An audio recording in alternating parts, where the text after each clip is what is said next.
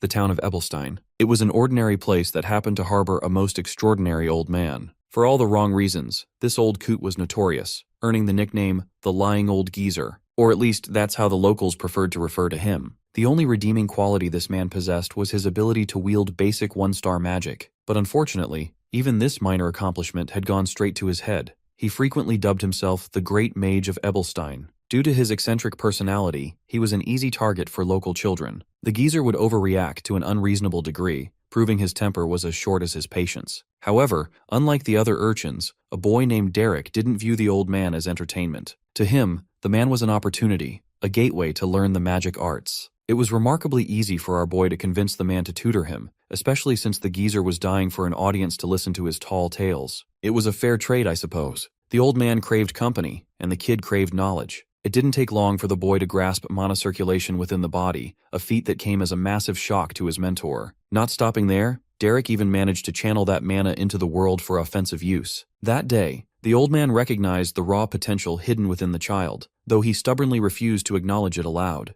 An entire year passed with Derrick acting as a glorified errand boy for the old man. His hard work eventually bore fruit, and he officially became a one-star mage. Despite this success, the old man remained obsessed with noble bloodlines. He firmly believed that only those with prestigious surnames could reach the pinnacle of magic, while a commoner like our boy could only dream of such heights. He would often discourage Derrick, claiming that while noble children could reach 3-star status at an early age, a lowborn would lose it and hit a wall before ever reaching 2 stars. However, the old man's discouraging words never served to deter our boy. Derrick realized the man was simply projecting his own insecurities, the bitterness over everything he had failed to achieve in his own unremarkable life. Then came a day when the rain poured heavily, as if the sky itself were mourning. That was the day the unremarkable old man finally kicked the bucket. Derrick found the man beaten to death, his body covered in gruesome injuries. The kid did what was necessary and gave the man a proper burial. A few days later, the cause of death became apparent. The crazy old geezer had tried to steal a 2-star spellbook from a warehouse. The crime baffled everyone. Why would an unambitious man risk his life for something so bold? Derrick, however, remembered the old man's obsession with bloodlines.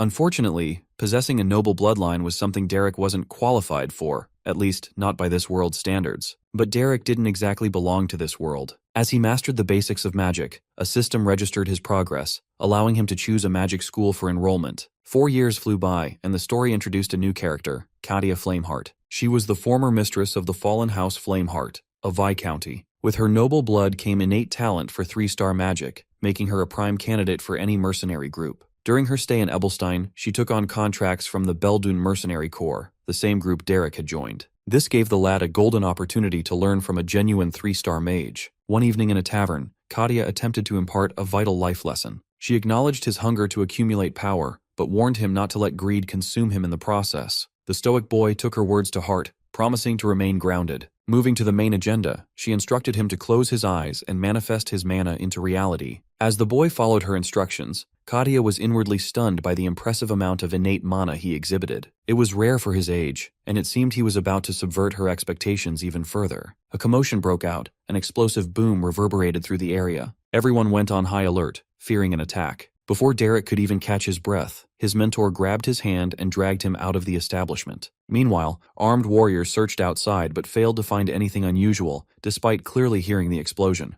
Katia pulled Derrick into a secluded back alley before addressing him with a serious tone. She needed him to understand that nobles are incredibly entitled regarding their privileges, magic being the greatest privilege exclusive to them. In this world, strength is seen as a divine blessing reserved for the elite. Among commoners, reaching 3 stars is almost unheard of, usually requiring a lifetime of devotion. Then she dropped the bombshell she dragged him here for. Derrick had already reached 2-star status. The explosion everyone heard was actually a 2-star delusion-type spell called Auditory Hallucination that he had cast. Her earlier words were meant to make him realize he was blessed with innate talent, despite not being a noble. Right on cue, the system notification popped up, confirming he had achieved 2-star magic. Katia allowed Derrick to travel with her, teaching him a variety of spells and the intricate ways of noble society. After a year of mentorship, the time to part ways finally arrived. Derrick learned that the country of Elvester had appointed her as a private tutor. House Elvester was a family so powerful that even the capital's Grand Duke had to show them respect. For Katia, it was an offer she couldn't refuse. She finally left after gifting Derrick a 2-star spellbook as a parting present. After spending another year studying and mastering 2 more spells by himself, Derrick ventured out on a quest to become a 3-star mage. In the Belden's Tier Tavern, the man behind the counter is eager to deliver some good news to our boy. It turns out that House Duplain, a Grand Duchy, is showing interest in hiring a few talented individuals. This news comes as a massive surprise to Derrick. It is rare for a family of such caliber to hire local mages. While our boy feels suspicious, the man at the counter, known as Jaden, is blinded by the prospect of a big payday. Even better, he argues that if they manage to satisfy the Duplain family with this first job, it will forge strong connections beneficial for their future growth. Derrick, less than enthusiastic, is more interested in learning the specifics of the gig. The man happily claims the job is a piece of cake. All they have to do is take down a few monsters on the outskirts of the Grand Duke's territory. Of course, Derrick is skeptical. It makes no sense for a family as powerful as the Duplains to request a mere mercenary corps to clear out monsters. Derrick doesn't even weigh the risks. He simply turns to leave, having no desire to take the gig. Taking shady jobs goes against his code of conduct, so he naturally refuses. The contractor would love to hand the job to someone else, but the problem is that the Duplains specifically requested a mage, and Derrick is the only one available in the corps right now. To gain some ground, the contractor tosses a gold coin to entice Derrick. That shiny piece of gold eventually forces him to at least meet the clients he is supposed to work with. Upon seeing a kid, the Noble Dispatch refuses to have him around. Hiring a child who hasn't even had his coming-of-age ceremony makes no sense for a mercenary job. Seeing the client so dissatisfied, Jaden tries to convince the valuable patron that the kid is the real deal. However, the head isn't interested in further dialogue and turns to leave. At that moment, his mistress stops him, reminding him of their desperate circumstances. This eventually pushes the head to consider Derrick. At the territory of the Grand Duchy of Duplain, Derrick is seen slicing through goblins with finesse. These critters are nothing more than a minor inconvenience to him, and he wipes out the creatures in record time. Seeing the kid's potential, the Noble Dispatch is satisfied. However, the suspicious girl hiding under a hood is even more pleased than the leader. Back at Belden's Tier Tavern, we find one of the female corps members lashing out at Derrick for becoming a noble's dog. As a fellow commoner, becoming a lapdog for the aristocracy is the last thing she wants. It doesn't matter how much Derrick might be getting paid. To her, it isn't worth throwing away one's self-worth to crawl between a noble's legs. However, when the contractor reveals exactly how much money is involved, the greedy girl quickly kicks her pride out the window, claiming she wants a share even if she has to crawl between a noble's legs herself. A while later, things calm down when she passes out from the booze. This gives the man an opportunity to ask Derrick about his day. To our boy, nothing noteworthy happened, just a few goblins culled. However, he strongly believes his clients are lying to them. The Noble Dispatch officer claimed he was looking for 3 things: youth, stamina, and socializing ability. Furthermore, the woman calling herself a scullery maid had hands far too clean for rough work. Before he can continue to lift the veil of deception, his contractor stops him. Being mercenaries, it isn't their job to dig too deep. Derrick understands the implication. Jaden is right. This place is the wild, and in the wild, the only thing that matters is making a living. The rest is just an afterthought. The next day arrives, and we find ourselves back at the Grand Duchy's territory. Once again, our boy finishes wiping out the goblins lurking in the area, promising that none are left to haunt the place. The Noble Dispatch officer is glad to hear the news, as is Jaden, who is eager to settle the payment. So the ever-happy Jaden ends up earning 2 gold coins. However, our boy knows it isn't time to celebrate just yet. Right on cue, the supposed dispatch officer applauds the kid for his exceptional skills and offers a new request. If Derrick grabs the gig, the Grand Duchy will compensate him with 15 gold coins, an astronomically huge amount for the likes of Jaden. It goes without saying that Derrick takes the gig in a heartbeat. This job takes Jaden and our boy to the residence of the Grand Duchy of Duplain. While Jaden is busy admiring the grandeur of the place, the dispatch officer decides to formally introduce himself. He is actually Delon, the Grand Steward serving Grand Duke Duplain. Of course, he attaches a half-hearted apology for concealing his status. The woman accompanying him is Katerina, the Grand Duke's head maid. Jaden can't resist paying his respects now that he stands in the presence of such esteemed clientele. Meanwhile, Derrick internalizes the situation. The fact that his suspicions were correct makes the situation even more suspicious. Finally, the girl in the hoodie steps forward. Removing the hood, she introduces herself as Iseline Eleanor Duplain, the eldest daughter of House Duplain, who desires to appoint Derrick as the magic tutor for her younger sister, Diela. Inside the office, the head of the family receives news of the group's return. The one delivering this news frantically is the son of Duplain, Reg. The head dislikes his son's lack of manners and reminds him of his dignity. Despite the clear insistence, the loudmouth keeps his volume high. He is fed up with his sister Diela and wants his father to teach her some manners instead.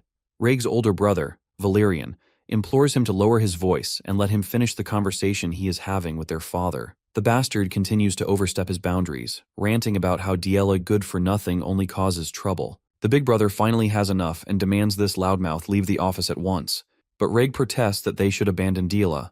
Even if they lose her, they still have Aiseline, but his father calmly reminds him that it is not his place to decide that. Rhaeg then puts forward the information he got about monasteries through the Grand Steward. The monasteries are well monitored, and multiple nobles keep visiting. He suggests it is better for her to devote herself to God rather than survive like a burden. But when he speaks further, his father smashes his head on the table, as he had already warned him not to speak on that matter. Rhaeg's head bleeds, but he still urges them to make a decision sooner rather than later. Aiseline walks through the corridor with our boy, inquiring if he has heard about her younger sister. He affirms that he has, as he saw her in the Duplain family's registry. She nervously comments that her sister isn't well known. As they step inside, Rhaeg and Valerian are stepping out. When Valerian sees Aiseline, he briefly greets her and then bids her farewell, as Rhaeg is a little out of shape after the head injury. Meanwhile, our boy observes Rhaeg holding his head and a maid crying. Later, they sit with their father, and Aiseline introduces our boy as a magic tutor. However, her father doesn't seem interested, so they begin to leave. As they are leaving, His Grace asks our boy to stay. He is stunned to learn that the hero is only 16. Naturally, he wonders if he can handle magic. Our guy casually mentions that he can use some one-star magic. The Duke laughs, having seen straight through his lie. Instantly, our guy apologizes, but the Duke understands his position, as being overpowered isn't as easy as it seems. Still, the Duke believes that our boy isn't a suitable candidate for a tutor since he is very young as well. Our boy simply mentions that he is a mercenary. In the end, the Duke chooses to trust Aiseline's judgment and grants him permission to tutor his daughter. He dismisses our boy, but before the hero leaves, he asks for one thing.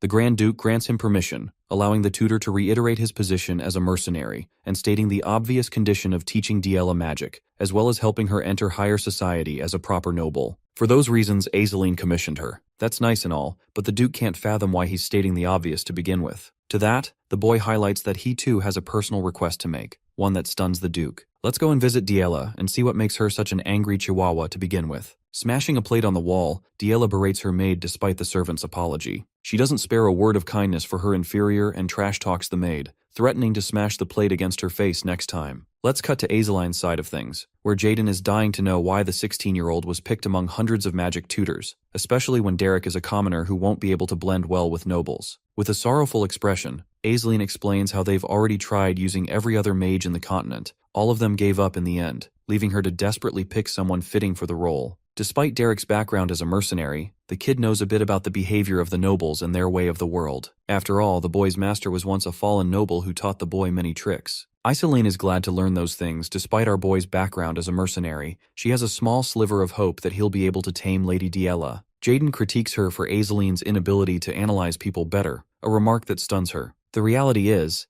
Derrick is a kid who grew up on the streets, someone who worked even before a fitting age. Jaden strongly believes that the kid who survived all that harshness didn't do it with kindness alone. His words ignite Aiseline's confidence. Back to our boy, he's escorted to Diela's quarters through the head butler. There, Derrick gently knocks and waits for an answer. With no response, he forces his way in, politely greeting his student. The new tutor introduces himself by name, while the young lady sitting in front asks that he come closer to her. Derrick walks up to her, and right when he's in vulnerable distance, this demonic brat smiles and splashes his face with a burst of sewer water. Our nonchalant king doesn't even react, while she taunts him, berating him for being a sewer rat. At first she remembers him as the mercenary that the butler told her about, but in the same breath, she insults him as a disgusting rat. Diela stands up on her chair, because the midget obviously can't reach our boy, and then proceeds to pour down another bucket of sewer water on his head. Derrick simply stands there, without uttering a single word, while she finds it inconvenient to have run out of water for her lowborn guest. Much to her disappointment, our boy is literally unaffected and simply stares her down. Desperate, Diela kicks him for even seeing eye to eye with her. Derrick is now on the ground, and to teach him a lesson, she takes off her shoe, taunting him for his shitty smell, before throwing the shoe at him. Next, Diela sits back on her chair, adopting a condescending tone as she continues to bash him as a gutter rat. Side note, why is the artist flashing us with free feet pics? A moment of silence ensues,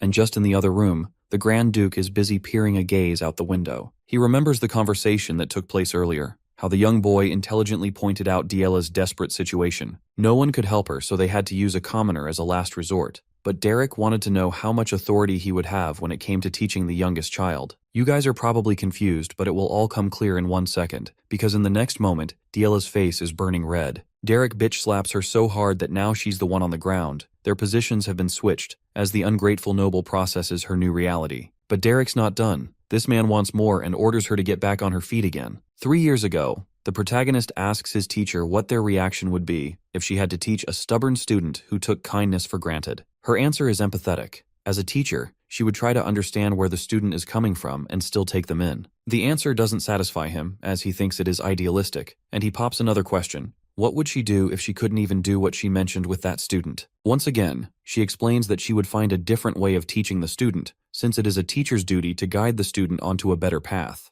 That makes the boy wonder what a different way of explaining could be. With a sharp gaze, she gives her final thought. She would imprint fear into the student. Coming back to the present, Lady Diella is on the floor with her cheek bruised, while the boy gives her a lesson on treating others with respect. Then, he orders her to get on her feet before he has to repeat himself. Of course, she gets up, but as she does, she slaps him out of anger. The protagonist doesn't hold back and slaps her once again, telling her that he won't make her say anything twice either, so she will have to listen to him. She scoffs, thinking she can get away with it, and screams for the Grand Steward, mocking the hero and his guts to lay hands on her twice. The steward, along with the maids, rushes inside, standing right in front of the hero. The steward instantly demands an explanation for his actions, and the boy pulls out the permission letter he got from His Grace, granting him full authority over Lady Diella's education. That means he can do whatever he wants in order to teach her. The steward reads the letter, and Lady Diella quietly stands in the corner. Later that night, Valerian angrily heads toward the boy's room and slams the door open, no matter how much Reg tries to stop him. He grabs him by the collar and is just about to hit him, but the hero reveals that he has received permission from their father. Reg intervenes, telling Valerian to calm down, since the hero is a guest brought by Azeline and his behavior could affect Azeline's position. Then, Valerian orders the boy to follow him without Reg. Reg tries to reassure the hero that Valerian won't be too harsh on him,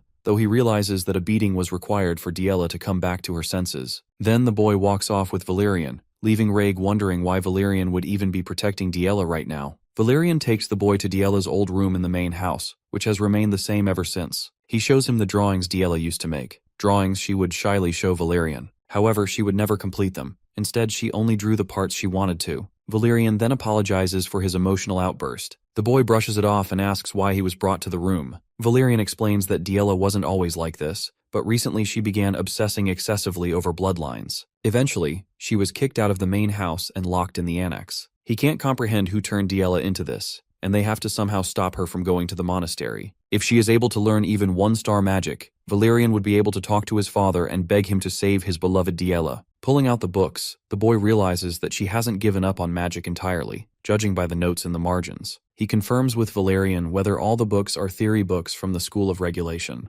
Valerian affirms this, as all nobles receive their education from that school. The boy shuts the book, assuring him that he can give it a try. Later, in Diella's room, she is in a deep sleep when she is waterboarded by the hero. She angrily screams at him, but he instantly grabs her, saying they have to go somewhere. She keeps screaming at him to let go of her, but no one intervenes. Outside the castle, he dumps her on the grass. With fury, she demands to know why he thinks he could teach her anything. He plainly replies that since she doesn't listen, she just needs to know that he's not here to teach her magic. He simply loves beating up stuck-up nobles. He already has no reason to like nobles, so why should he hold back from beating her up, which sounds like the perfect opportunity? He also adds that the tutor role is just an excuse to take out all his anger on her as a commoner. She clutches the ground, trying to threaten him by saying he won't be safe after doing something like this. He smiles, knowing she will be sent to a monastery soon, so nobody would believe her anyway. Even if something happens, he will just apologize with his life, since a commoner's life isn't worth much either. She starts sweating as he further adds that he could always just run away and be forgotten soon. It would be a favor to Duplain, as it would get rid of her. Diella instantly begins to panic, realizing she is going to die, so she makes a run for it. She plans to get rid of him in the forest, since she knows it well enough to escape back to safety and report him. He lights up a fireball, which surprises her, as a fireball is 2-star magic. He throws it at her, and she barely dodges it, rolling away on the grass. He looks for her, and when he sees her unharmed, he smiles, saying he clearly missed.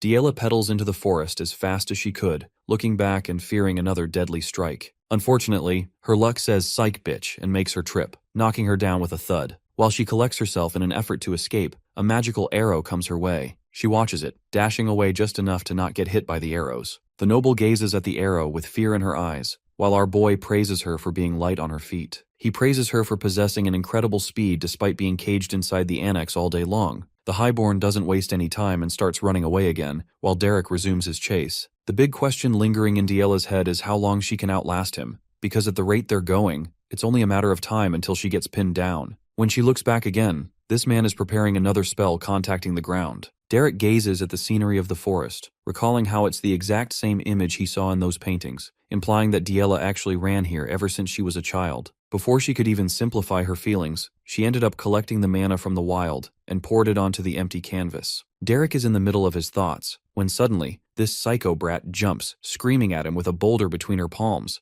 This is her one chance of knocking him down, but our boy isn't a weakling and casually unsheathes his sword, slicing the boulder right off her hands and knocking Diela down. The attack is unsuccessful, and now she's got nowhere to run. The mercenary glares at her down, praising her for her spirit. After all, it's no surprise that he would have absolutely caught her in the forest, so instead, Diela changed strategies and attempted to surprise attack him. Despite that little maneuver, she failed, and now she had nowhere to run. Diela pants breathlessly in defeat. The cold mercenary knows that she doesn't even have the strength left to escape, so to end this little chase, he demands her final words before he cuts her down. With death looming over her, Diela smiles. Even now, she refuses to apologize, refusing to beg before the likes of a lowborn like the 16-year-old standing over her. Intrigued, Derrick curiously asks why she's obsessed with discriminating against others for her bloodline. Interestingly, the noble tells him that she wouldn't have anything to rely on if not for her nobility, as if she truly thinks of her as nothing special. Punching the ground, Diela starts chanting magic in frustration,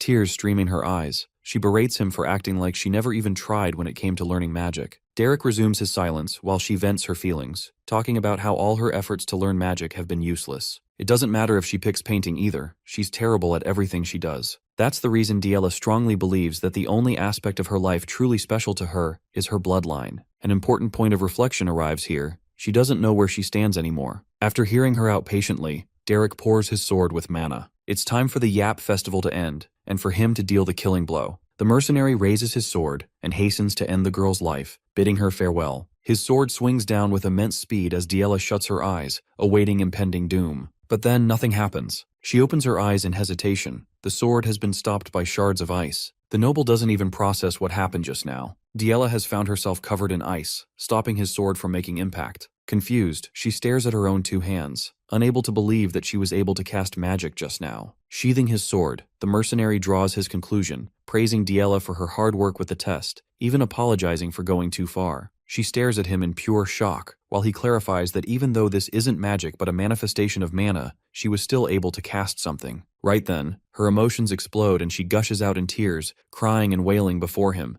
The knight is young, and after a while he shares a gentler conversation with the young noble. Derrick explains that Diela's affiliation is from the School of the Wild, and though most nobles learn from the School of Regulations, the actual School of Magic is divided when it comes to understanding and mastery of it. Since she's from the School of the Wild, it's natural for her to face issues learning magic from the School of Regulations. To give a metaphorical example, it was like forcing her into clothes that were unsuitable for her body type. Astonished by his observation, Diela curiously asks how he came to know about her affiliation with the School of the Wild. Derrick mentions the paintings, how she used mana through nature to paint. Furthermore, any mage born with an affiliation to the School of the Wild usually senses natural mana pretty early on. After wrapping up her ankle, Derrick tells her to walk freely from here on since she'll be okay. The first step has been successful. He has helped her manifest mana, but the tutoring process requires a lot more than that. From tomorrow, she's going to be learning how to manifest mana naturally. After all his hard work, even the bratty princess thanks her new tutor for believing in her. The mercenary stays silent and ushers her to head back. As they're walking, he asks her about the artist behind the sunset painting, but apparently Diela doesn't remember either. He praises her wildly for creating a masterpiece, as the scene ends off with the night. The following morning, Diela wakes up,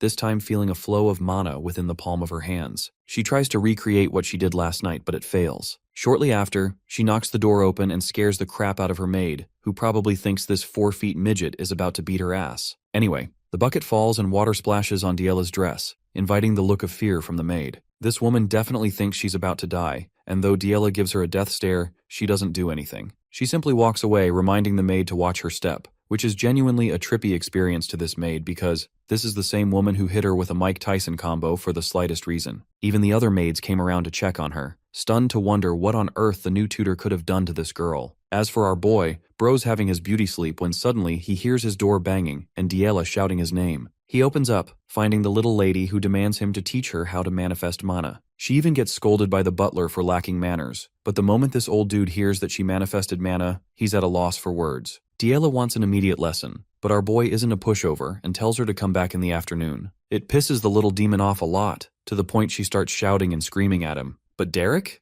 Bro is a princess who resumes his sleep like nothing even happened. News of Diela's recent behavior starts spreading out inside the house. The maids discuss how she hasn't broken a single plate or hit someone, making them wonder if the tutor has helped her manifest magic at last. Walking by, Reg overhears their conversation and stops to ask for details. Cutting from there, we arrive inside the main quarters of his father. Valerian reveals that Diela actually learned magical manifestation, something he confirmed through the head butler and other servants. It genuinely brings him relief to see some progress, but Reg is a little bent and still doesn't credit her for her progress. Valerian adopts a meaner tone with him, scolding him for critiquing his sister despite that she made good progress. Reg follows up with his logical and cold reading of the situation, critiquing Diela's past behavior. He thinks that a tiny result shouldn't sweep their feet, and it wouldn't even be enough to ward off the idea of sending her to the monastery. Speaking of the young lady herself, Diela is currently pouting in defeat, and her teacher has no clue why. She clarifies that she's not sad, but angry, though Derrick believes it doesn't change a damn thing whether she feels one emotion or the other. Behaving like a brat again, she repeats herself, clarifying that she's angry.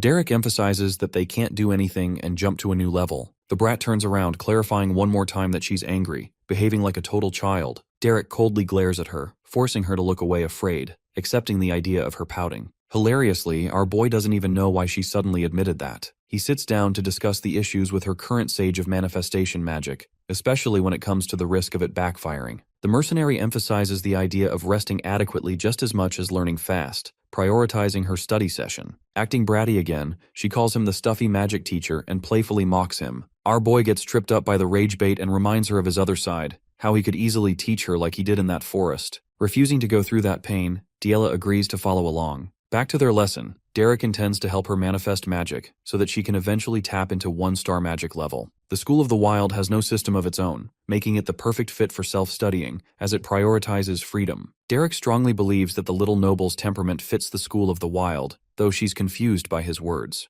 To simplify, he tells her how her free-spirited nature goes hand in hand with the School of the Wild. Secondly, she was also born with the noble blood of Duplain, giving her a pool of talent. Hearing that praise, the girl actually blushes for being called special. Derrick assures her that the ice wall she casted the other day is a big tell that she's overflowing with magical talent. Diela gets carried away and wants to be treated like a genius, but our boy reminds her that she isn't all that yet, pissing her off. Watching them study, Reg is supremely ticked off for some reason, showing that he has some kind of hatred for his sister's progress. The very next day, Diela barges in our boy's room, excitedly revealing her progress in manifesting magic. She tries her hardest to get his attention even the day after that. More days pass by as Diela's understanding of magic continues to prosper, while her tutor remains a nonchalant Sigma lone wolf nerd who just wants to read his book. Diela taunts him for slacking off and reading spellbooks for free without giving her enough time, and to piss her off, Bro even agrees with her understanding of the situation. The bratty young lady drags him to show her further development in manifestation magic. In the next scene, Valerian stands alone, expecting a visitor. The door opens and it's Derrick, who he's been meaning to have a conversation with. With both of them sat down, the big brother curiously asks about Diela's progress, to which the young tutor explains how she's developing rapidly, even though 1-star magic will take a while. Valerian hears this and reveals how their mother is expected to return next week, and he wanted to warn him about her temperament as that woman isn't open-minded. Nobles in general really despise the idea of commoners ascending to higher positions. Of course, Valerian understands that the young mercenary already knows these things, to which Derrick wonders if that was the only reason why he called. Maintaining silence with a bit of hesitation, Valerian gets up, explaining how he's supposed to be the next head of the family, a position that requires total embracing of the estate and its members. Sincerity is important with every member, but right now, Valerian can't seem to touch someone's heart, and though he wants everyone's hearts and desires to be the same, reality is quite different. Derrick is fed up with this confusing confession and asks him to clarify. Drawing to a close, Valerian turns around with sadness, revealing how the little sister won't play with him. It's at this moment our boy knew he was wasting his time. Valerian starts talking about how much they used to play together when Diela was smaller, and it kills him that she's so distant now. The big brother urges Derrick for a way, a chance to recreate that same version of Diela again. The young mercenary doesn't know why he's being asked such questions, but in truth, he's the only one that the young lady actually bothers to listen to. To pull off another layer of sibling shenanigans, Valerian even showcases a doll he made in the image of his little sister, and I kid you not, this might be the most chopped-looking fucked-up doll I've ever seen. Our boy just looks at this dude with the most, "Are you for real, bitch?" expression ever, questioning if this dude is trying to curse his sister at this point. Next week hits the timeline, and the mother has arrived. This woman is genuinely intrigued by the young man who is a magic teacher capable of helping their daughter. Muriella introduces herself graciously and offers the young boy a proper gift from the Duplain estate. Derrick cuts the bullshit and straight up tells her he's not part of any house, and in fact he's just a simple commoner. That little revelation nearly gives this woman a heart attack. Let's go back a week earlier to catch up to this first. Lady Aisling expressed her deep gratitude for selecting a competent tutor like Derrick. As the older sister, she wanted to stick by Dila's side, but she personally has a lot of responsibility to manage in Ebelstein, so the role of taking care of her sister is delegated to him instead. Derrick understands those responsibilities, while Jaden thinks he should lighten up a bit and give a more enthusiastic answer. Anyway, both of them wrapped up their meeting with him and hoped Derrick would finish up quickly so he could return to Ebelstein. The carriage left and right then. Aisling suddenly remembered something important. Her mother was supposed to return home next week, and she totally forgot to prepare him for her reaction. Jaden began wondering if it was really that important, considering it's just a return and nothing else. But deep down, Aisling had every right to be worried. The thing with Muriella is that she's the literal god of anger. In fact, the god of anger is presently storming to her husband's quarters, roaring at him for selecting a commoner as Diela's teacher. The man mogs her with his calmness, urging her to speak in a lower tone. His wife shouts at him for Diela's sensitive situation and how she's their most beloved youngest daughter. I'm starting to think bro really hates his life because how on earth did he have 4 babies with this woman? Anyway, he confirms his own distaste for commoners, but at this point, they've got no other options. Every other teacher gave up on teaching her, but Muriella can't believe that a commoner was their only last resort, a mercenary of all things. Her husband emphasizes the importance of good teaching and how Derrick was personally recommended by Aisling. However, Muriella is unsatisfied. She's got a criteria of holding a certain standard, and suddenly recalls having Flam, Diela's uncle, and her father's brother. He could potentially take the role of teaching her instead of the new kid, but this idea is genuinely ridiculous because Flam manages an entire territory, and he'd have to leave those responsibilities just to teach the kid. Ebelstein will collapse if they make hasty decisions like that, but Muriella is more concerned about perception, criticizing how social circles matter equally as much, even when it comes to teaching. She doesn't sit right with the idea of letting a commoner with no family background go around teaching their daughter, as it will make a mockery of her in high society. At this moment, Valerian barges in, interrupting and assuring his mother that there's no need to start an argument. However, Muriella is a woman of her own ideals and doesn't budge at all. One last person joins the conversation, believing the only solution is to test the commoner mage's skills, to judge if he's the right fit for Diela. This person is Muriella's saving grace, Reg, someone who hates Diela and is disliked by Valerian. Now, Reg highlights how commoners taking important positions shouldn't be celebrated, so it's necessary to have the right qualities at least. Taking on the role personally, Reg urges his father to allow him to test Derrick in a magical spar. But that's enough ranting for the patriarch, who assures his son that the mercenary is undoubtedly a powerful mage. Cornered, Reg suggests testing Diela instead. This time, he wants to see how well the mercenary has been teaching her. Results matter after all, so Reg wants to face her in combat to see if she's made any progress. Now this suggestion doesn't receive a rejection, and we're led to believe that Reg walks away victorious in his argument. Valerian chases after him, scolding his younger brother for his ridiculous ideas. Again, Reg doesn't believe in Diela's change of heart, strongly pinning her against her past sins. Valerian reminds this idiot that the girl is still their own sister, so they can't just ignore her. For some reason, Reg takes offense and starts shouting, emphasizing how their own bloodline is the reason their house is falling apart. If someone bashful like her goes in higher circles, she'll doom them all. Valerian can't believe that this harshness is how he truly feels, and so Reg walks away thinking he's right, believing that the only way to deal with their destructive little sister is to keep her sealed shut. In the next scene, we're back to Diela and Derrick's perspective. She slams his door open early in the morning, inviting him to ask what happened. A scroll pops up on his book, and while he's opening it up, the bratty princess summarizes that if she loses the duel, bro's gonna lose his fancy new job. The mercenary has already heard of this duel, and understands that Reg is a 1-star mage, so the chances of victory here are extremely slim. Diela shouts at him again, reminding this dumbass that he's about to lose his job if he doesn't do something about the upcoming match. Derrick reminds her that it's his passing job as a mercenary to get hired, and then take his payment before moving on to the next. And so far, he's been paid plenty, so there's nothing holding him from actually worrying about the duel. The worry comes from Diela, who appears sad with how unbothered he is. A week flashes by and we arrive at the official duel grounds of the Duplain family. All important noble figures and their assistants are waking up to the main event, where the mercenary and tutor, Derrick, welcomes them properly. From one glance, the head of the estate is stunned by how calm Derrick appears, making him wonder if he's that confident in Diela's progress. The boy's attitude impresses the patriarch quite a bit, which is why he strongly believes that they shouldn't get rid of the mercenary yet. Walking from one side comes the kid with little sister issues. Reg looks majestic with his outfit. He swears by his conviction to break Diela once and for all, making sure that she is punished for all she's done in the past. From the other side, the little sister with anger issues steps forth. She remembers her conversation from back then, where Derrick openly told her that her magical progression is evolving from this stage. This meant that one-star magic usage was right around the corner for her, simply because of her natural talent of possessing the Duplain family blood. At first, she didn't know why he would bring that up so suddenly, but there's a reason for that. Derrick reminds her of her affiliation with the School of the Wild,